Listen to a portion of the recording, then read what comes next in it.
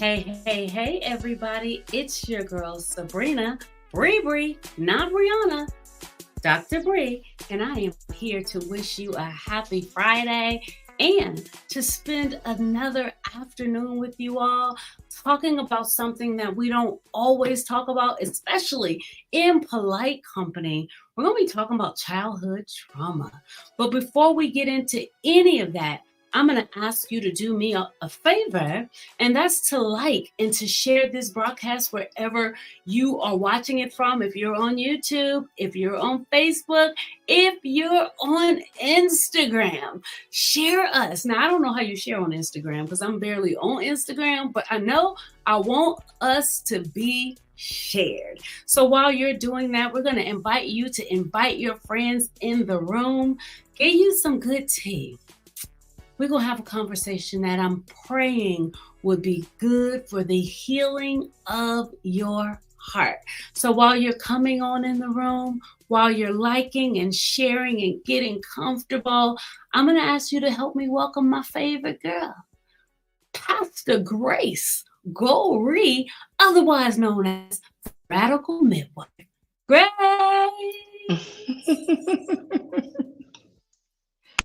You. There she is. Hello. I got this Michael Jackson thing happening right here. I don't know what is going on. How are you? Amazing. Amazing is good. I'm doing great. I can't I'll keep. Yes, Something's happening with the sound. oh no. Do you hear it? Uh, Ask the people, can they hear us? People, people, can you hear people, us? can you shady? Are we sounding shady? What we Well, doing we out sound there? like the Lord's Day. Listen here. Let me take a look online and see what we see here. All right. Numbers behind the scenes. We see the people jump back to me. If you are on deck, say, hey, good evening. It's clicking. All right. The people said they're So having troubles. the people said we are having troubles, and I'm not seeing any of our comments like we normally do. So Hi, what I'm guys. hi Hi, guys. hi. Well, We there can't see you, are but we know you're there. absolutely online and coming in swifter and swifter. Do me a favor, back out of the studio and pop back in for me. Hey, back that thing up. That's not what you mean, but All I'm going to right. do that. I'll do it. I'll do it. It's okay. Y'all give us Oh, 2 seconds. Let us get past these technical difficulties. 1 second.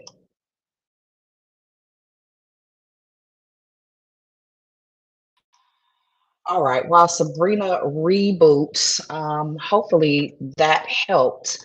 Ravonda, will you do me a favor and let me know if that made the difference? Hello, Minnie. Hello, Dee Dee. Hello, Brittany.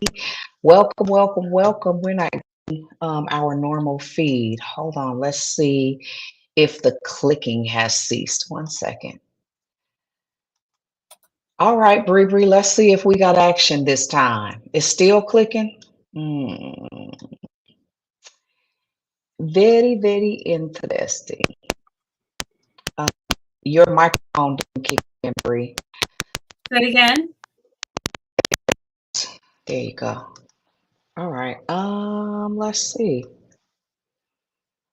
Yeah, I'm not positive why we are having technical struggles. All right, one last time. Okay, we sound better. Testing, So, testing. Hi, so guys. don't out, Sabrina. I'm just going to back you out. Stay there, and then I'll Okay. pop you back in. 1 second.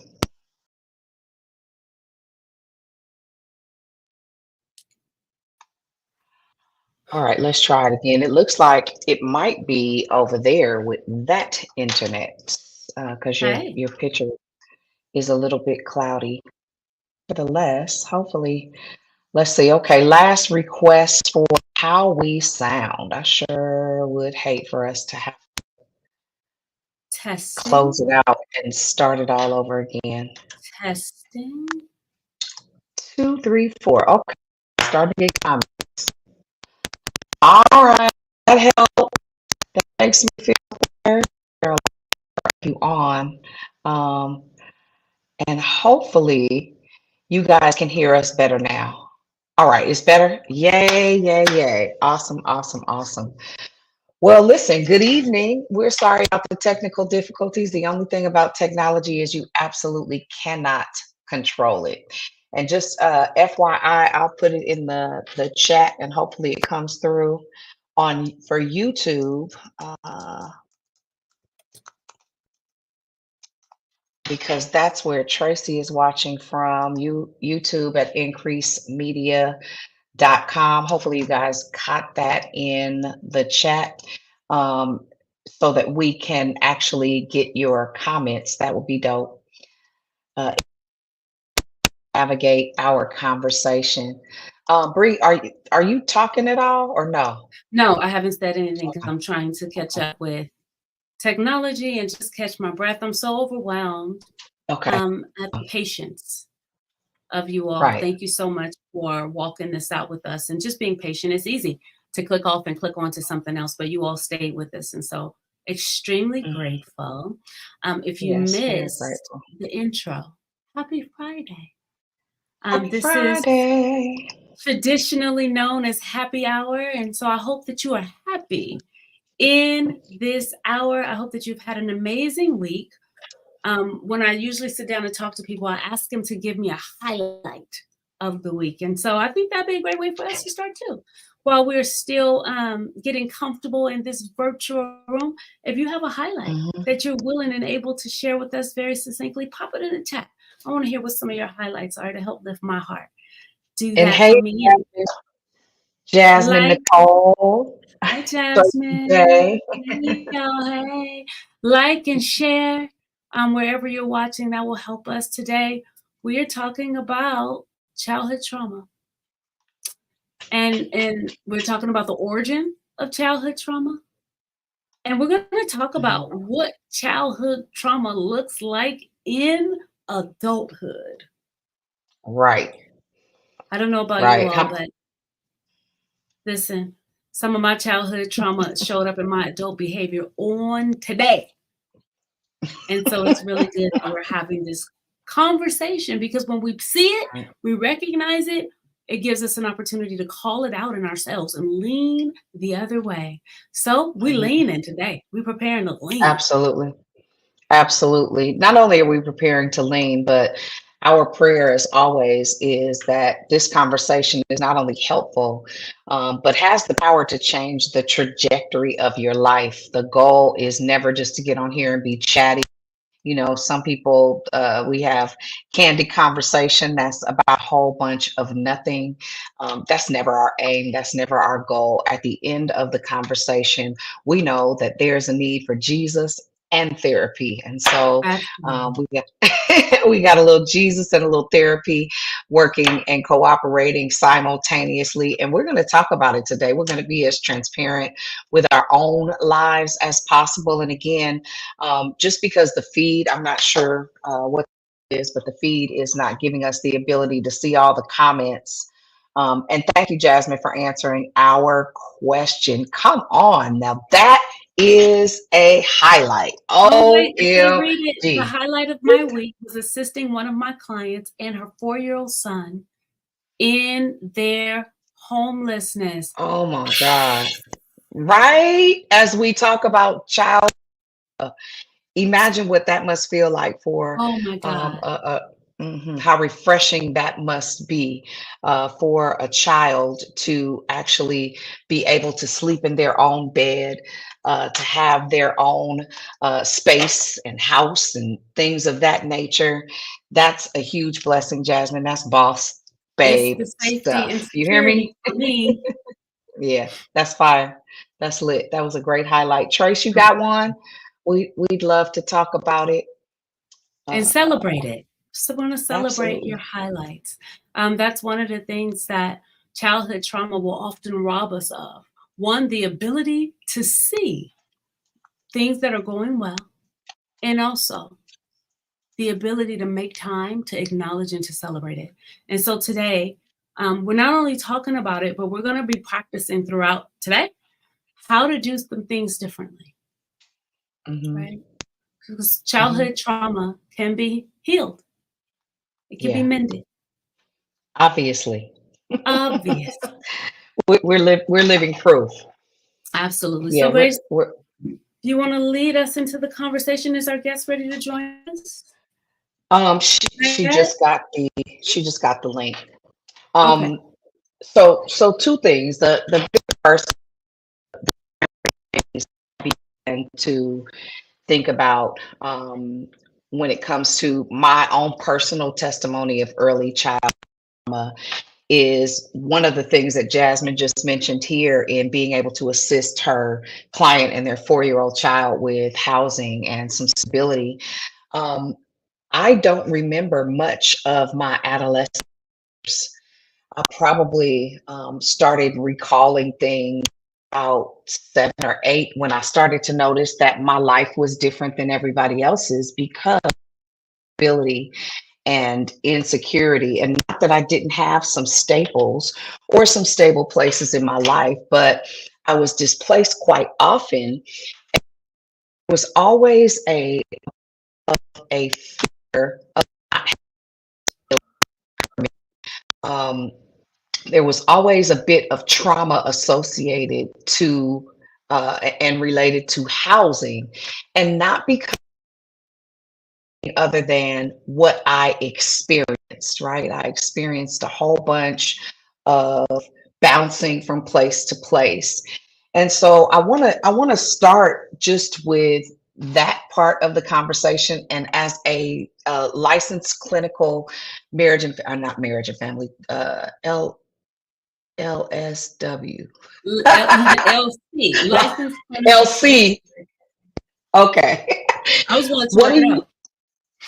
right? And I was thinking, look, I get the alphabet messed up between you and Bernice. I know she's marriage and family, and No, you're she's LC. clinical. She LCSW too. She's not a LF. I mean No, but that's LCMF, okay. LLP We'll talk about it on the back end. on the back end. What do you think instability, and I know that you can relate as well. What do you think instability contributes to um, the not only the child but the adult life? What does that impact look like? So insecurity comes in so many different forms. One of the biggest forms, and when you see homelessness, you also see food insecurity, which Yes. seeds that poverty mindset. And Yeah. sometimes it could look like even when we have enough, we don't recognize we have enough. There's always the desire for more, more, more, more, more, Hmm. Hmm. right? Hmm. Or it could be the exact opposite, where we train ourselves to live off of so little, like minimalist, Hmm. because we're hoarding the resource. So it either looks Hmm. like spending all of the resources to get more and to hoard that, Hmm. or to to um to miser until we barely live, right? It creates Hmm. trust issues. Hmm. It creates Absolutely. the self-preservation trigger, where if it's me or you to survive, is definitely gonna be me. Even when, Definitely. even when there's no need for it. I Right. remember I when I agree. was working with children in the CFS system, had a baby who was in a beautiful foster home. Like, this child had been through a lot of homes, and it got to one that could absolutely be their forever home. And this baby was Hmm. taking food and putting it in a vase, big vase, Hmm. just stockpiling, Hmm. stockpiling, and stockpiling. And Hmm. the journey to get them through the trauma, that you don't have to do that. You don't Hmm. have to look out for you. You got this whole Hmm. team of people that's looking out for you. They're gonna feed you, but it's a Hmm. lot to correct. Hmm. I agree. I'll tell this story. I tell this story quite often. I had the Latina twins. Their names were Caesar and Cruz, and I got them when they were 22 months old. Caesar was the chunky one. Cruz was the little frail one. But what I noticed was Caesar was always hoarding food to make sure that his little brother ate. Now, these 22-month-old twin babies, and that baby had sense enough to know that if he didn't store, or in his mind, coming from the environment that he had been in prior to, he would always hide food in his diaper, put food underneath his blankets. At 22 months old, he knew that he needed to survive. Um, I'm super excited about our guests this evening. I'm also extremely, extremely proud of her. We were talking about a early childhood trauma test last week, and so many people Mhm. were interested in actually taking that test, and we didn't have one that was available. And I wanted to put it on hold for tonight, simply because she's an event coming up tomorrow, her fourth annual ACEs childhood awareness test, childhood trauma awareness event that's happening in the city of Vallejo. And so I'm excited. I'll let her tell you guys a little bit more about that, but she can probably speak to this as well a little more. So, y'all, listen, with no further ado, she's a phenomenal, phenomenal entrepreneur. She's an excellent businesswoman, but more importantly, she has a heart and a passion for her local community and communities abroad. And she is moving and shaking here in the city of Vallejo. So, that being said, listen, this is my little baby, and she Can gets we on add all advocate, a fierce advocate for children to her? fierce advocate for Can we children. add that? Yeah, we'd have to add that, and she hopefully will be a key to many of you that are watching on tonight in avoiding in your children the insecurities, some of the fears, some of the traumas that they've experienced. So that being said, y'all, listen here. This is the little Miss Jameelah Hanif, honey. She is somebody. Love y'all. Hey, we always got to do all that screaming. Hey, girl. Hey. Hi, how are you all? Good. How are you? Girl, how am I? Oh my God. In this moment, I'm great. I'm great. Y'all can hear me? Good. Yep. Okay. Okay. Yeah, just preparing for this event we have coming up. So Can you increase your sound at all? We can hear you, but it's not really good. oh really? Me? Oh. Dionne? Me? Dionne. Okay. Okay. Keep talking. So listen, you have this event coming tomorrow. Let's start the conversation off by you talking about the event, and then you can introduce us to the ACEs. We can take it, and then we can go from there. Okay. Well, I am Jameelah Hanif. I am the founder of Watch Me Grow Inc. It's a nonprofit established here in the city of Vallejo. Big on raising awareness about ACEs. And this year is our fourth annual ACEs Awareness Community Resource Fair and backpack and school supply giveaway. So want to be sure that our children are ready and equipped for what they need for the upcoming school year, but also want to be sure that parents have resources that they need, just before school start, because a lot of stressors come out, and when you stress, a lot of things could come with that. So, Okay. So introduce us to the ACEs if you don't mind. oh, ACEs. ACEs is an acronym for Adverse Childhood Experiences. So, Kaiser conducted a study between 1995-97 on 17,800 of their HMO members. So these were people who were, there was some white people, Southern California. And so the doctors, the CDC, a representative from CDC and from Kaiser wanted to create this questionnaire for these members, because they noticed that a lot of them were dealing with obesity or certain behaviors, smoking, drinking. And so they got to the bottom of it. They created a questionnaire. It has 10 indicators. So they want to know, between the ages of 0 and 18, did you experience any of these adverse childhood experiences? And they're in 3 categories. So it's abuse, neglect, and dysfunctional household. Within those three categories are subcategories. So here are the 10 indicators. You can find out your ACE score by counting your yeses for each question. So you just count your yes, total it up at the end, and you will get your ACE score. And we'll talk more about the impact of, what that score means. So, abuse. Between age 0 and 18, did you grow up in a household where you were physically abused? Shoe thrown at you, hit, slap, punch. A lot of us grew up in households where we got our little butt whoops. Emotional abuse. Did you grow up in a household where you was emotionally abused? Verbal abuse, told you were stupid, cursed at, called out your name. Sexual abuse. Did anybody touch you unwantedly, inappropriately, fondle with you? Physical neglect. So physical neglect. Did you grow up in a household where you did not have enough clothes? Where you didn't have access to health care? Where you didn't have enough food in the home? Did you grow up in a household where you were emotionally neglected, where you didn't feel loved, you didn't feel important?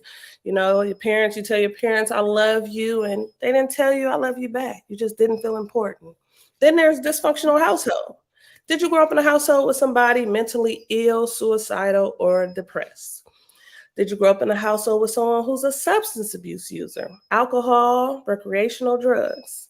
Did you grow up in a household where somebody was incarcerated? You had an incarcerated family member. Did you grow up in a household witnessing domestic violence? You saw your parents, you saw your dad, your mom, stepdad, stepmom. You could possibly have lived with your auntie, uncle, grandparents. Did you see anybody harming each other? And did you grow up in a household where you had loss of a parent due to death, divorce, abandonment, or separation? So if you answered yes to any of those and you know how many you had at the end, that's your total. I've experienced all 2 of those indicators. So this is why I'm big on raising awareness about ACEs, because I understand the impact, even as an adult.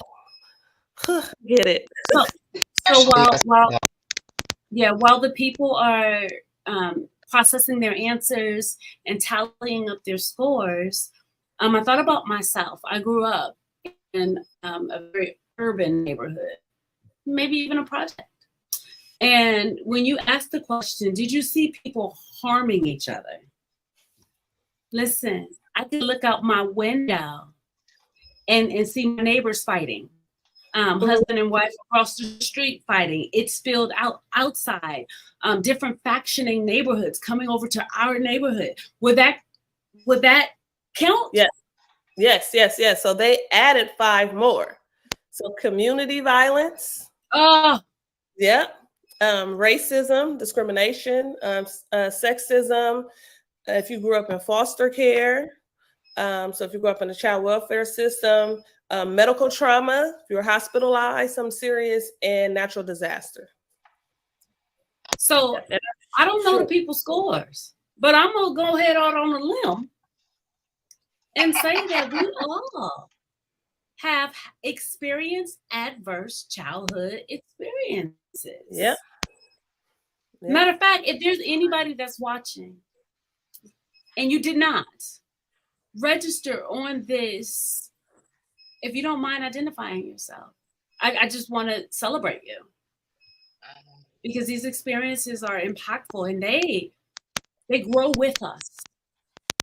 They stay with us. They do. They grow and stay with us. But the residue of all of those different things, I think I answered yes to at least 75% of the questions, which is common in our community, unfortunately, in any urban community or any community that has a high impact of poverty per se, and it's not that my grandmother was poor by any stretch of the imagination, but I grew up in Richmond, California. Poverty was all around. There was no way to authentically avoid it. And so that in mind, gunshots were familiar. We call it the ghetto lullaby. Sirens were familiar. And if fighting didn't happen in my house, and it only didn't with my grandmother because she was single, you know. It still impacted us very indirectly in many cases, but you become desensitized from a child all the way up, so that death even is almost like familiar. You know, the death notifications, even listening to my grandmother on the phone with some of her friends from church, notifications early. Somebody always, so and so, son, daughter, that have nothing to do with our own individual kids, you know, but saying those violence and things of that nature in our I was thinking about how evolved we are now, right? Many of us have survived these things. We have gone great distances to make sure our children are not impacted by the things that we were impacted by. But for me, I'm still stuck at community violence, that environmental, because I think about a lot of the children that I work with therapeutically. They see fights all the time. They watch these videos all the time. Like, so can we just bring to awareness that that also contributes? Oh, definitely. Because they're seeing violence in the community. They're seeing violence at school. They're seeing violence on television. It's everywhere. It's everywhere. And at times we don't know how much it is impacting us and even shaping the way that we interact with other people. You know, we grew up in a household and we see mom and dad fighting, and we think that's how our relationship is supposed to be. And so that's what we're looking at. Because, or we'll be that violent person, you know? For sure. And so I just want to bring that into the conversation, our children's culture. I've seen some of the video games and I'm horrified by, one, how lifelike they are. Yep. And two, by how violent they are. Yep. I've had children come and show me, like, they're watching on YouTube people being beheaded. That's insane. It is. It's a trip. Only in America. You see how they how some countries and stuff don't even have access to internet. Yep. It's banned. It's banned. Exposure. What we see. Yeah. So the work you do around It's So Normal that they're recording it and sharing it. Absolutely, Dee. So the work that you do around ACEs is to bring awareness that these things impact us. And what's the other mission? Say it again. What's the other mission? Awareness, and is there anything else that you hope will come out of having this awareness? Well, understanding that it takes community. It takes community. You know, if I could train some teachers or just speaking, I don't even have to do any training, just talking to parents, to teachers, the way we interact with children, the way we show up dysregulated in environments, but we want the child to be regulated. That's very irrational. Like, you can't expect a child to, you know, don't be aggressive, sit still and all of that. And you're not creating that environment for them. So with bringing the community together, because that's what the event does. It's going to bring the community together. I'm going to share about ACEs, hoping that we could gain a better sense of compassion for one another.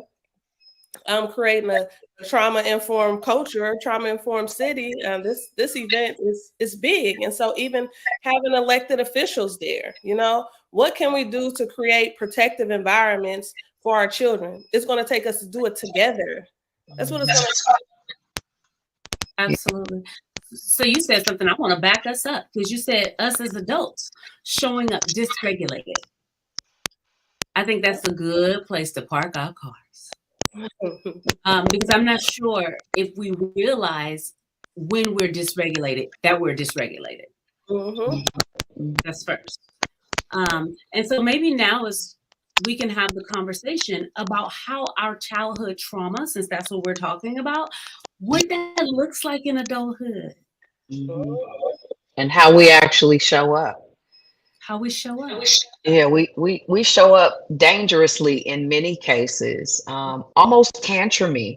You can always see. I saw a video the other day. I wish I had pulled it. And a man was talking about people show up the ages of their trauma based upon which thing you trigger.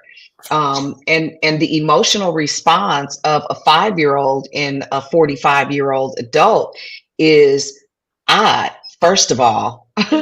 But it's even more odd when they don't recognize the behavior associated with the age and the trauma and where that trauma actually happened. I think even with deliverance work, a lot of times, some that I work with, they don't realize how deep the trauma is from their early childhood until you start having conversations that make people rewind the clock. And in most cases, folks don't want to talk about it. Right, which means healing is not even an option if you won't talk about it.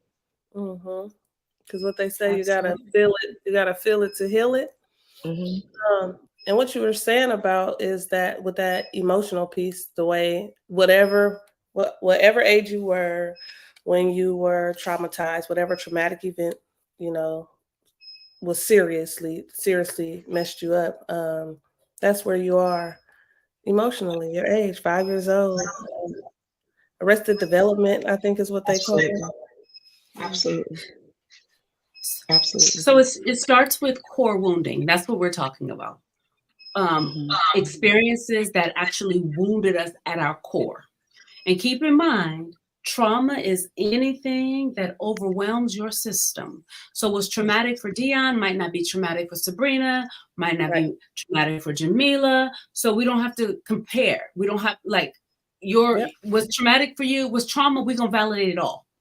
Trauma is anything that overwhelms your system. So when we start talking about core wounding from a therapeutic perspective, the age at which we are, when we sustain these core wounds, causes arrested development in that area, right? In order for there to be a trigger, we hear this all the time, I was triggered. Well, in order for there to be a trigger, there have had to have been an event. Yep. Absolutely. Yep. Right? Absolutely. And you can that's what you can trace back to the age at which it happened. Yep. Okay. That's true. And so when we talk about being dysregulated, when we talk about being triggered from an event that happened as a child, what Dionne was talking about, you can often see our behaviors at today years old. At today years old.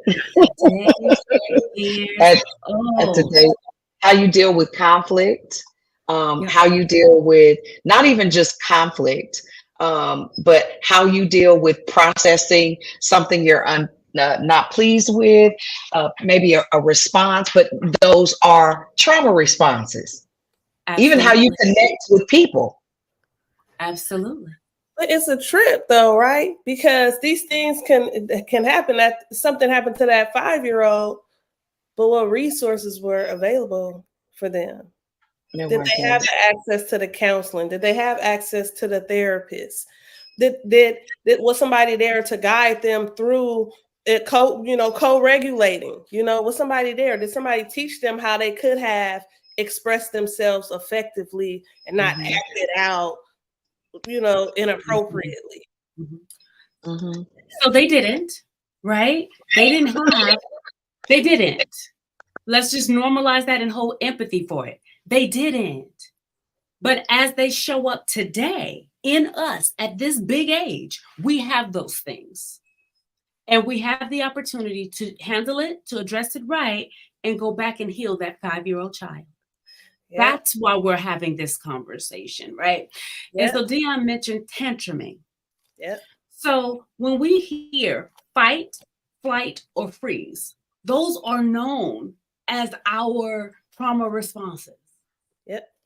Right? Fight, flight, or freeze. Those are actually formed. Those trauma responses are formed in our childhood. And they're based upon our core wounding experiences. So, flight. Let's just look at flight. I grew up in the Richmond townhouses. Shout out to Richmond. Yay! Richmond made. You hear me? But let me tell you something. As a child, I spent a lot of time doing baseball slides under my bed because I heard the ghetto siren, the lullabies. I heard that. Right? And so I was a runner and they trained us. If you outside playing and another faction show up, get home by any means necessary. Run, Forest, run. Like we would have drills. The OGs was not playing about our safety. That's what was instilled in me. Run, flee, flight. Let me tell you what this looks like in adulthood. This is a childhood trauma. And y'all tell me if you really know me, if you think this is me. So childhood trauma in adulthood that falls under the category of flight. The first thing on the list, workaholic. Because when times get rough, I'm going to work. I'm going to flee. I'm going to just bury myself in work. Overthinker. Having anxiety disorder, panic disorder, OCD. Difficulty sitting still because it's in your DNA to flee. Being a perfectionist. Oh, Lord. Being in a hyper avoidance. I'm going to find something else to do. You're not talking to me. That's the way of fleeing and still being present. Hyperactivity. And it comes with a baseline emotion of sadness. Because there's always a general sense of being unsafe. Huh? You talking to me? I'm listening. Listen, as I clock my 76-hour worth of work this week. Hey, that's good though. That's that. What that? The symptoms the hyperarousal, the high. Because look, I'm in school right now to be a trauma and resilience life coach. Yeah, and so we're talking about that part, the window of tolerance, and then the hyperarousal, and yeah, girl, I wonder if people could go up and down though, because I swear you just said that's me. I'm like, that's me. Well, let's look at another one. Freeze. And if I call yours out, you watching us, don't leave us out here by ourselves. Type it in. That's me. Let's look at the freeze, right? And the freeze was the people when something would happen as a child, let's say their parents would start fighting, and instead of running, they just froze. They stood there. Yeah. Shocked. Paralyzed almost. As an adult, some of the behaviors look like difficulty making decisions. That's huge. Feeling stuck. Like you can't excel in your career or in your education. You're just stuck. The practice of disassociating. Isolating yourself from people. Feeling numb. Shutting down. Always being tired. Exhausted even. A baseline of operating, being indecisive. That's the childhood. Whenever those behaviors show up in you, it's a childhood trauma. Dionne, what you thinking? We can't hear you. Jameelah, can you hear her? No. I have, girl. I've been able to hear you the last 15 minutes. I'm thinking you knew that. Okay, so while Dionne is there you go. You can hear me now. I didn't know you couldn't hear me. And we got to get to my brother's comment. Reggie is actually watching us from ain't no telling where he's at in the world. I just know he's watching. Hi, Reg. We love you. Hi, Reg. He said his family said he didn't need therapy to just go ahead and pray. Right. But I'm thinking about all of those things that I was. I was a workaholic. I could not sit still. I was absolutely a runner on every single level. But I'm thinking about how far I've come because all those perfectionist things. I still got a little OCD, but I think I just consider that order because I just don't need things cluttered, and that makes my nerves bad. I need to be able to see what I'm doing. But when I think about when I started unpacking all of those things, the like runner bad, that workaholic thing bad, and my workaholic was not about just being busy. My workaholic was about my lack of trust and people's care for me, right? So the level of distrust that I got to made me not just a workaholic, but I was a money whore. And I don't mean a whore like sexually. I mean, I was thinking of what's the fastest way I can get me this bread so I can escape this situation. Go ahead, Jameelah. I'm thinking about when she said that has to do with that feeling safe. That's all it was for me. I didn't enjoy working as hard as I did. I mean, I did because I enjoyed what I did and I got to interact with people. But this is the crazy part. Even my workaholic, the industry I was in as a cosmetologist, it's what helped me heal. Right? Because I started noticing people that were worse off than I was. And it made me a lot more, not only empathetic, but it made me a lot more mindful of the fact that, okay, if you dealing with this, and now, as a hairstylist for 25 plus years, I'm listening to people's whole life story. Mm-hmm. And I'm thinking to myself, well, mine wasn't that bad. I escaped, right? And so it forced me to want to heal, right? Watching others. But also it helped me to recognize the areas that I was broken in. And so, listening to Sabrina, as you began to share the flight and even I wasn't a freezer. We grew up in Richmond. It was a whole war zone. You had to figure out how to listen. I want to date, sit with my back to the door. I want to date, have my seatbelt on, sitting in the gas station. I back in everywhere. I mean, like those are early childhood, like for real. You're not gonna catch me, and I'm not gonna pull all the way up to you on the light. I need to be able to skirt to the left today. Mm-hmm. Absolutely. So there's one more that I want to give you all today for those of you that feel like I didn't come down your street, and that is the childhood trauma response to fight. Fight. So if you know you was a fighter. Right? If you was a girl, you had that little pineapple ponytail that was just kind of sticking up, but everybody knew not to talk about it. Because you'll drag their whole family down the street. If you fall home, you're like, I had to fight. In adulthood, what that might look like is anger outbursts. You cool until you're not. That one straw, listen, that break the camel's back, I clear out this whole room. I air this out. This whole thing out. You hear me? Gotta air it out. It'll be furniture moving. That's childhood trauma response. That's not normal. Mm-hmm. Cause you controlling. You have to control everything. It's a sense of safety. So if we going somewhere, you gotta drop. Or at minimum, you gotta be in the front seat. You gotta be able to plan it. You gotta be able to call the shots. Childhood trauma. Mm-hmm. Other people see you as a bully. You mean. Mm-hmm. This fight one has narcissistic tendencies because it's all about you. When things happen, you're looking out for you.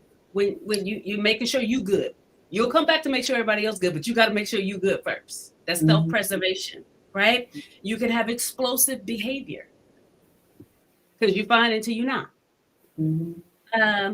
There is a general sense of being irritable. That's your baseline. Mm-hmm. Everything irritates you. Everything. You may not speak it out loud, but there's a spirit of judgment on you. Mm-hmm. You judge everything and everybody. Mm-hmm. And real. If you were a behavior, you would be a slamming door. Not a slamming door. You'll be a slamming door. Childhood trauma responses. Now, Dionne said that as I was reading some of the ones from Flea, that she was sitting there thinking about how far she's come. And the reality is this is a journey that we're all on, right? I don't know if there's ever a destination that we fully reach because we're always working towards the journey, right? And so sometimes these things have a way of showing up like a little bungee cord around our waist. We're doing fine, something happens, boing, it pulls us back. Childhood trauma. Many of you might know, I lost my oldest brother on Monday. Early Monday morning. Dionne called me Monday. What you doing, Grace? I'm at work. Childhood trauma show up. Bree went to work. Because that's how that was a coping mechanism. I fled. I flee. I'm not about to deal with this grief. I'm running. Ran straight to work. And when she said, I understand, but that's not healthy. And had the nerve to put a heart on it. I didn't say nothing. I don't even think I responded to her text message because in my head, I knew right then as that childhood trauma just showed up, that bungee cord pulled me back. It's a trip because it's our nervous system. Our nervous system controls everything. Absolutely. Everything. Absolutely. It's like so I shared that. Oh, I'm sorry. I just wanted to tell the people I shared that to normalize it so that there is no shame when you find yourself doing it. Just check in with yourself. Not even check yourself. Just check in with yourself. What were you going to say, Grace? I'm not sure. I'm 52, so sometimes I forget if I don't spit it right out. That's that early childhood stuff. That's aging up. Early onset. That's funny.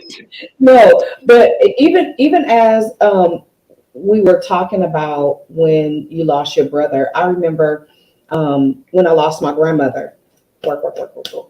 Right, that was 2015. I was not emotionally where I am now. All I wanted to do was make sure everything was fixed and everybody was fine. But it was very different with Demarie. I allowed people to help me. I allowed the people that God has sent in my life to cover me, to navigate and manage. And it was the most refreshing thing. And it has much to do with, for real, going through the healing of some of the things that I had been through in times past and didn't know how to change them and didn't know how to surrender to. And even now, Royce often teases me. He said, I wonder if people know how simple you are. It's a trip when you start unpacking the stuff that you live over the top of, you start to discover a different type of you. Like, I have never been this calm and this consistently cool and collected and just, kind of things come in my life. And I just, it is what it is, whatever is whatever. And reflecting on the for real traumatic childhood that I had, not just traumatic, but painful, if that makes sense.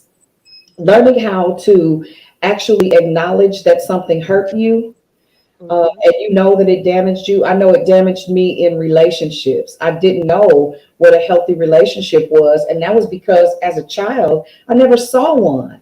Yeah. Right? I didn't have anything. I didn't have apples and oranges to compare anything to. And again, it led to me being the inflictor of the pain with my children in their younger years because I couldn't give them what I did not possess. There were Demarie. I just shared a video the other day of Demarie saying to me, I wish I had seen you allow a man to love you.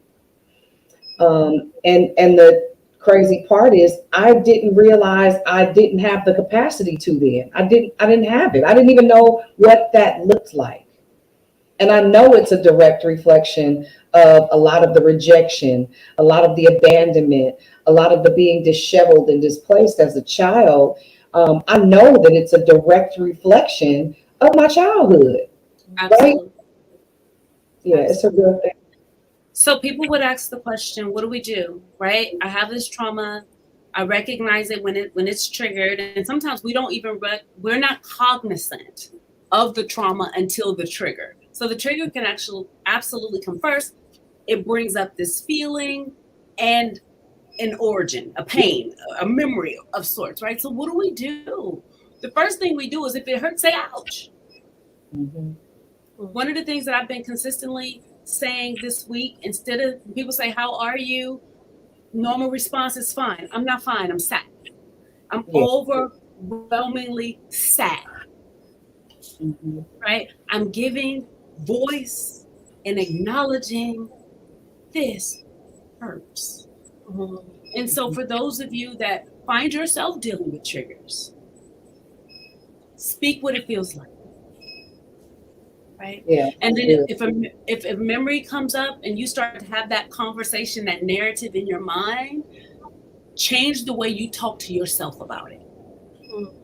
Right? I was talking to a group of women today, and one of the ladies was talking about the domestic violence that she experienced in 1 year worth of marriage. And when I tell you the stuff that she said, it was horrific. Horrific. I mean, to the extent taking a knife and slicing all of her fingers straight across. Who does that? Who even thinks that? Horrific. And at the end of, as she finished, she said, "That's it." I said, "It's not it." And she kind of looked at me. "You survived. Yes. They can't hurt you anymore." And I just started saying all kind of stuff. And the more I talked, the more she smiled. And I said, so when you tell your story didn't end Yep. with the trauma. Good And job. so for those of you, your story did not end with the trauma. Tell the whole story. Right. Mhm. Every time it comes up, tell the whole story. They didn't break me. And how about that? I think that's one of the things that we forget on a major level is how powerful it is to tell your story after surviving it, right? And tell it from a place of being healed and not as a sad story or a sad song any longer. It is really a victory chant. If like when I think about the things that I came through, when I think about how I should have been in prison somewhere, child, with nothing to play with, how I could have been addicted to drugs, how I could have been anybody. I was a pimp, so right. How I could have been on the opposite side of the spectrum, right? Right. That's I was real clear with it. I just right. I could have been stuck so desperately in my habits, in my dysfunction, in my patterns, in the cycles, in the systems, just because the environment was right for me to be that. The things that I was introduced to, the things that I experienced. And so not only could I have been stuck, but I could have inflicted that same pain on others. But I'm very thankful that the Lord allowed me to recognize what I had gone through was not only not normal, it wasn't healthy. And it was not His plan for my life, right? Absolutely. You know what's so funny? I was listening to you, and it just dawned on me. I know this, but it dawned on me. A lot of times when we tell our trauma narrative, that's what we call it in therapy, when we just talking to regular people about it, we talk about our trauma in a way that's going to get us pity and sympathy. And when we do that, we play ourselves out of victory. It's true. Right? It goes from being something you experienced to something you survived. That thing is behind you. Yeah. Right? But we still telling it present day. So that's how you lean away from your trauma. That's how you take the power away from the experience. Telling it from victory and not for it. Absolutely.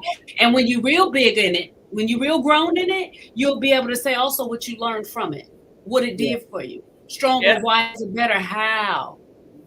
Yeah. Absolutely. That's when you real grown up. You're right. And that trauma don't hurt no more. Real big, right? Oh, look, the feed came up. Yay! Look, can we run us those comments? It makes a huge difference. Absolutely. Especially if that was helpful. Like if you, and like I said, we want to validate trauma. Is anything that overwhelms your system? Right. Right? So, and so it's real. Everybody has a different story, right? Everybody has a different narrative. And the reality is there is no wrong or right way to express or convey the trauma or the struggle that you've been through. It's when you don't tell it. It's when you live that secret life that makes the difference. It's when you don't open up and share it with people, because you'd be extremely surprised at how impactful your story is, even if it was childhood stuff. You'd be Yep. blown away with the fact that it is not only a release for others, but it makes people feel like they're not alone, right? Everybody try to put in normal as adults, right? With your fake, phony self, fraudulent self, like everything is perfect and wonderful. Listen, everything is not perfect and wonderful. And some days it still isn't perfect and wonderful. Mm-hmm. However, what I will say is the things that used to trigger me, many of the things, now I might still have some, which I think we will all have until we leave this life. But for Mm-hmm. the most part, I'm aware of my surroundings. I am aware of employing emotional intelligence in responses. I Mm-hmm. am fully aware of setting boundaries, healthy boundaries, establishing them and maintaining them, right? And that goes with the work. You have to learn what triggers you. Yeah. Yeah. And I know we don't have time to talk about this today, and I don't want the people to hang up. But there is a part of healing from your childhood trauma that also involves, I'm going to say the F word, forgiving those who offended and who hurt you. Mm-hmm. Yeah. That's a part of it. I absolutely agree. And knowing that even when you forgive somebody, it does not mean that they have to be a part of your life Please. ever again, right? You In got some to. cases, they should never. They should never be. Mhm. It's true. Even when it's family, and Hmm. it's a hard pill to swallow. I can't stand you, Sabrina. It's a hard pill to swallow, but it's necessary that you recognize where to put people in your life, right? Absolutely. And you have to be comfortable with maintaining that healthy boundary, not just for you, but also for them, right? And if you know, so this is my sentiment when it comes to creating, establishing, and maintaining healthy boundaries. If I know you got a knife in your hand, and every time you get near me, you stick me with it, I'm not gonna stand next to you anymore. And I'm okay with saying I'm gonna remove myself from the trauma, right?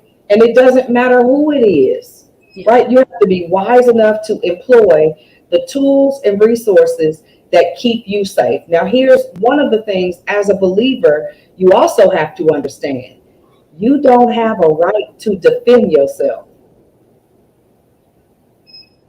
I'm gonna drop that right there. Pastor Coleman said that to me after a one of the most icky childhood responses and triggers. It wasn't me, right? But the scenario was so powerful, and when he said what he said, it made me rethink not only how to respond, um, but what's most important, Hmm.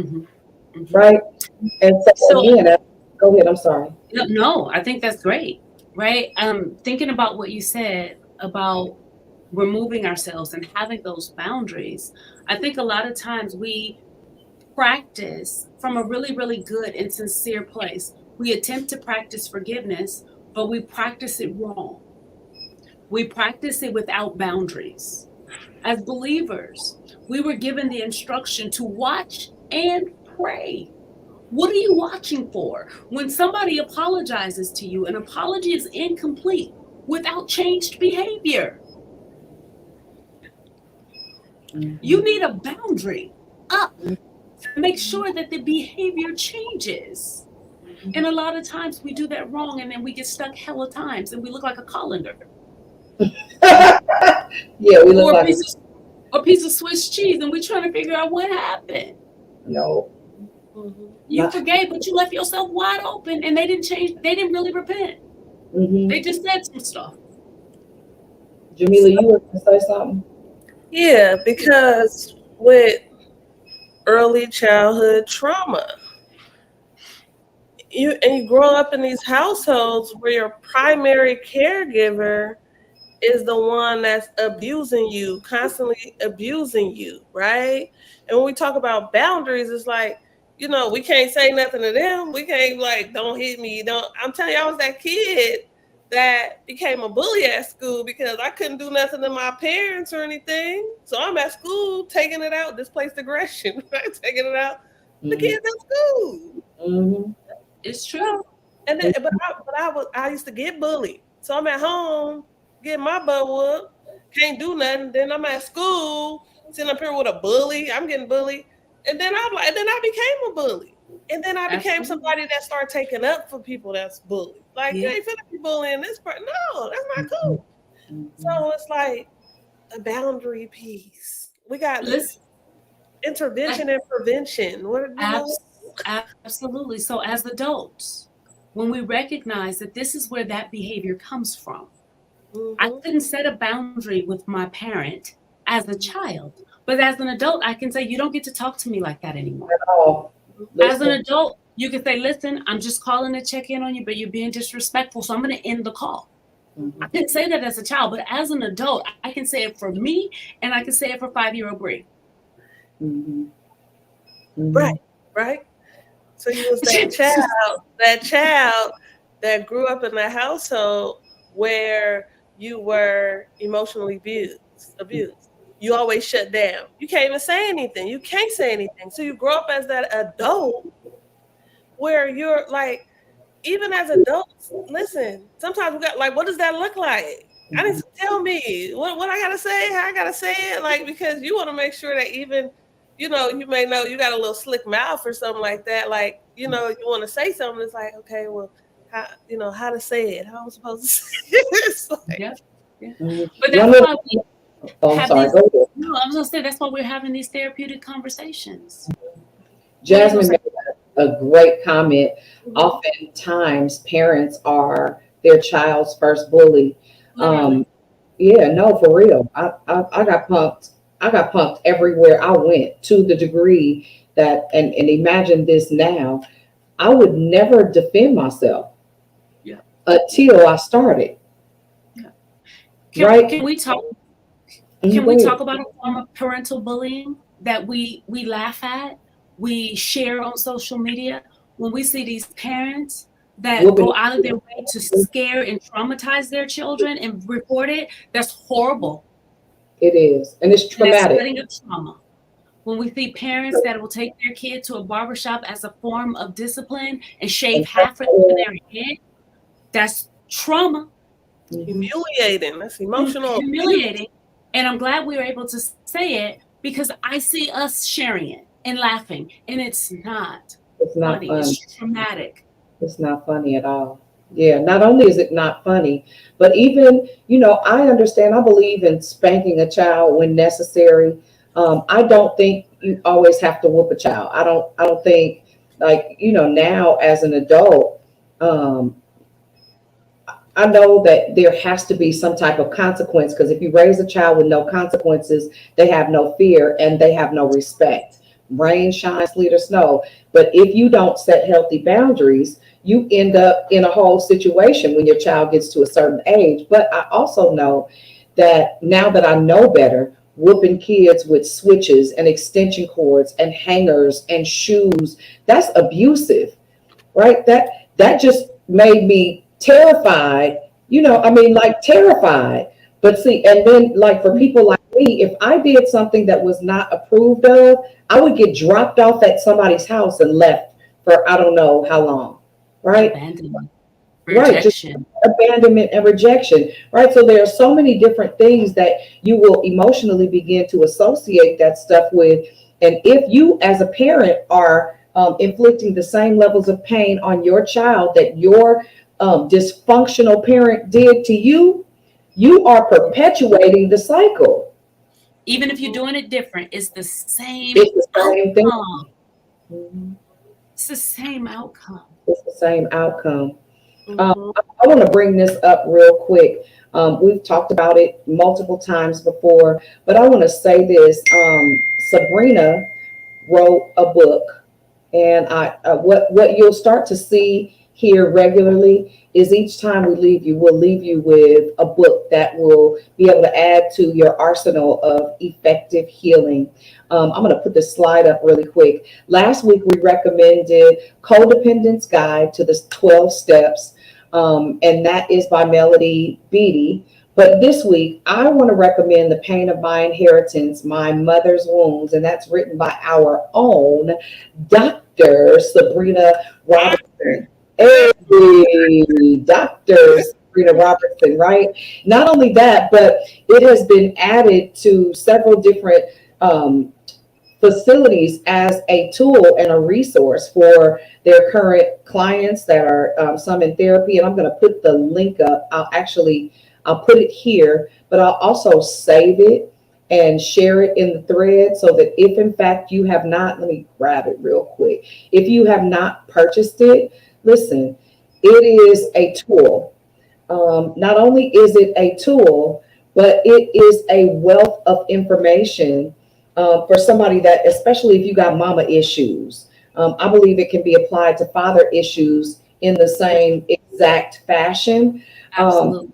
But ultimately, the goal should be to do whatever you need to do to heal, however you need to do that, right? And so I've heard it said over and over again, if you want to hide something, put it in a book. I am completely coming against that idea.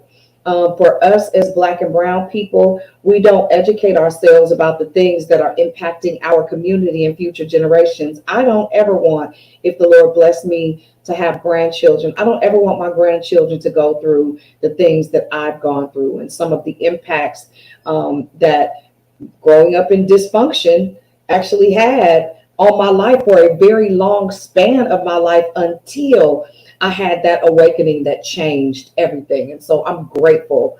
I'm grateful for healing. I want to recommend this. It's highly recommended, honey, highly sought after. Go copy you a copy of it.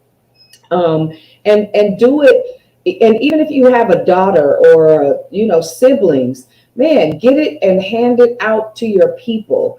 People's lives are changing as a result. I was reading some of the reviews, and if y'all know anything about me and this, look, even though she's my sister friend, she's our baby, right? So I'm sitting here beaming with pride because of the impact that just telling her story had, and is continuing to have and will have long after she is gone here. I believe one day it'll be a reference book or some of our educational institutions. And so I'm believing God for that even. Last thing that I want to share, just want to put this flyer up for tomorrow's event, August 10th. It's going to be at City Park at 425 Alabama Street in the city of Vallejo. The hours are from what to what? 11 to 3, 11 a.m. until 3 p.m. Backpacks, food, jumpers for the kids, face painting. Shoot, ain't no telling what's going to be there. Last year, the whole park was turned up. Do you hear me? I mean, packed out. There are so many different sponsors that Jameelah has been able to, through relationship developing, include in this. I'm gonna put this up just because Did I just see Kaiser at the bottom of that flyer? Listen, don't play. You Play go, too Black much. girl. You go, Play. Black girl. Go. These are just some of the resources, the Yeah. participants that will be there, right? And that's just a portion. But yeah, let me put that back up in high side. Kaiser Permanente is a sponsor, right? She's been doing her footwork, and it is making a difference. And I'm extremely proud of the work that she's doing. Extremely proud of a conversation we had sitting at 445 Phoenix Circle, sitting at a table, and she said, I wanna, and then I wanna, and now she's not wanting, and she is actually doing all of what she said she was going to do. So Jameelah, I'm proud of you publicly and privately. Absolutely. Thank you both. Absolutely. I'll shout out the sponsors real fast. Look, absolutely. Woo. Kaiser, Elite Public Schools, Recology, Urban League, Greater San Francisco, the Mare Island Company, East Solano Plan, Sharky's Family Foundation. That's bad. I hope I don't forget nobody because I was doing this the other day. I was a lot of them.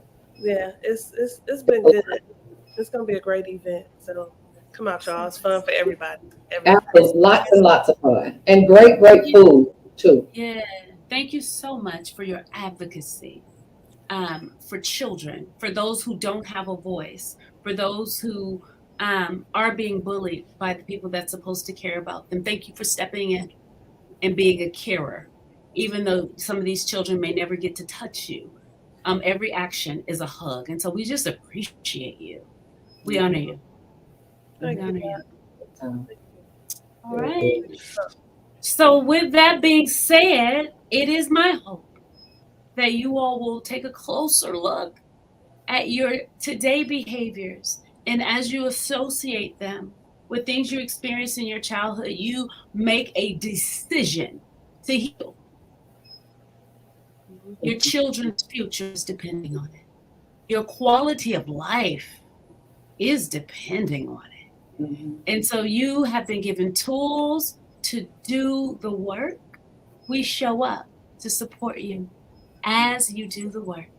Last week, so many of you reached out to say how helpful last week's episode was. And so we want you to continue that same pattern. Let us know what stood out for you today. Let us know what you're going to do different as a result of being here today. And if you're able to stop by the event tomorrow, don't leave until you get a picture with Jameelah. And let us know. Tag us in it. Let us know that you went and you supported her. I promise you, she is a movement, not a monument. Bless her and the work that she's doing in any way you can. You will be sowing seed into the future generations. That's all I got, Grace. You want to send us out of here? That's good stuff. Listen, again, I ditto the sentiment of Sabrina. I am grateful that we had an opportunity to do this tonight.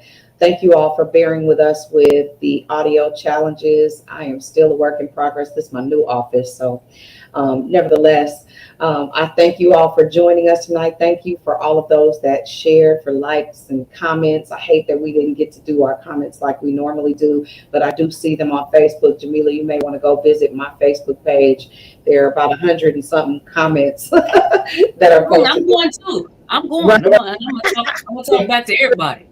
There are a plenty of them, but we got to talk about it after the actual resource fair takes place and see what the impact was. And I'm looking forward to you doing bigger and better, greater things. I know that. I anticipate that in the immediate future.